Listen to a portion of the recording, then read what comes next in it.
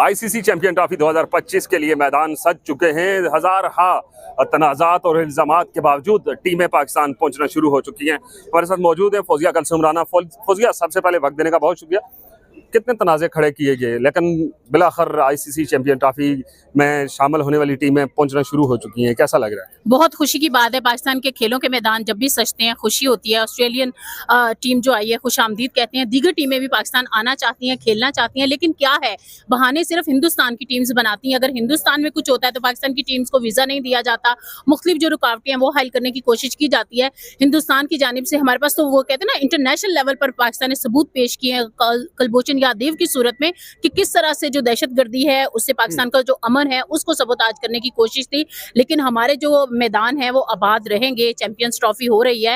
हिंदुस्तान अगर ये चाहता है कि वो हमारे सकाफती, हमारे तमाम तर जो इवेंट्स हैं उनको मफलूज करने की कोशिश करेगा, अपनी टीम नहीं भेजेगा, हीले बहाने बनाएगा, इल्जामात लगाएगा, तो वो हमने देख लिया है कि दुनिया के सामने उनका खोखला चेहरा। पाकिस्तान ने यह भी किया है कि जितने भी जहां पे भी आईसीसी चैंपियन ट्रॉफी के ममालिक के झंडे लगेंगे वहां पे भारत का झंडा भी होगा। कैसा अमल है ये? पाकिस्तान हमेशा आला ज़र्फी का मुजाहिरा करता है और हमेशा की है, एक बात नहीं है। लेकिन हमने देखा है वहां से कमजरफी होती है कि खिलाड़ियों को ना भेजा जाए।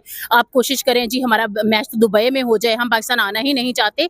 ये सिर्फ बहानेबाजी है कि पीछे क्या वजह हो सकती है? मल्टीपल रीजंस है। देखिए, एक तो रेवेन्यूज पाकिस्तान को मिलते हैं, पाकिस्तान की इकोनॉमी ग्रो करती है, स्पोर्ट्स इतनी बड़ी सनत है, तो सबसे पहले उसको आप इकोनॉमिकली, क्योंकि उनका शुरू से एजेंडा है जी 1947 से लेकर अब तक वो यही आरएसएस के जो गुंडे हैं वो यही सोचते हैं कि हमने जी पाकिस्तान को नाकाम करना है। आप ये देखिए, इस खित्ते को आगे बढ़ना चाहिए। यूरोपीय यूनियन हमारे सामने एक इतनी बड़ी मिसाल है। हमने सार्क को नाकाम किया, हमने शंघाई में भी अपने दोनों के जो इंडिविजुअल दोनों कंट्रीज के बाहमी मसाइल है ना वो सामने आ जाते हैं। लेकिन क्या है, अगर हमारी तमाम तर सनतें फरोग पाएंगी तो हिंदुस्तान को क्या नुकसान है? हमें तो कभी उनसे इस तरह की कोई जेलसी नहीं होती है। आपको इंडियन कोई प्लेयर पसंद है? अभी नहीं, लेकिन पुराने जो प्लेयर्स थे वो अच्छे लगते थे। तेंदुलकर बहुत अच्छा खेलते थे। जो अच्छा खेलता है उसे अप्रिशिएट करना चाहिए। लेकिन ये आवाम जो पाकिस्तान और इंडिया की है वो तो चाहती है कि क्रिकेट हो या कोई भी स्पोर्ट्स हो, लेकिन जो सियासत है वो काम बिगाड़ देती है। लेकिन हमारे यहाँ सियासत ऐसी नहीं है राठौर। आप देखें, हमारे यहाँ सियासत ने हमेशा वीजा फैसिलिटेशन की है। अभी लाहौर में इतना बड़ा फेस्टिवल हुआ है, इंडियंस इतने सारे, नंदिता दास समेत इतने सारे लोग इंडियंस आए हैं, उनको वीजा मिला है। पाकिस्तान हमेशा राहें खोलता है।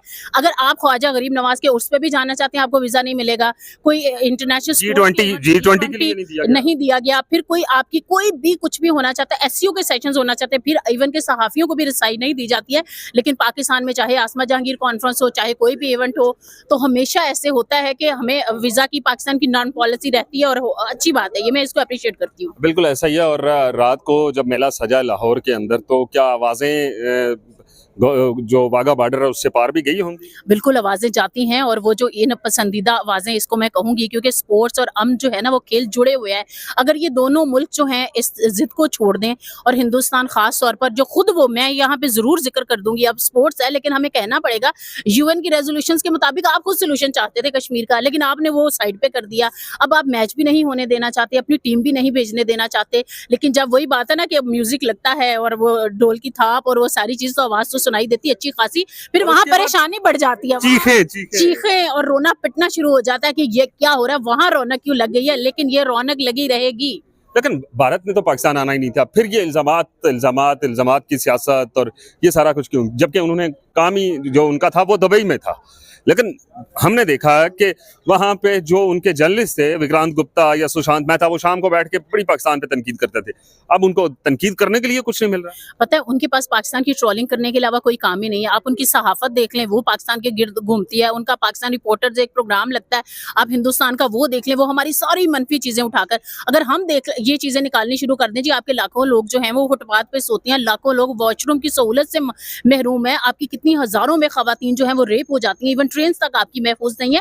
ये वो चीजें हैं जो गवर्नेंस से जुड़े हुए मामला है, इनको साइड पर रखकर सिक्योरिटी पाकिस्तान के नहीं ठीक, वो तो प्रोपेगेंडा है। ये सिर्फ सरासर प्रोपेगेंडा है। जितने फॉरेनर्स पाकिस्तान में रहते हैं या पाकिस्तान में जो खेल होते हैं, आप देखें कि कभी भी ऐसे नहीं होता खुदा ना खासा किसी किस्म के मसले का सामना करना पड़े।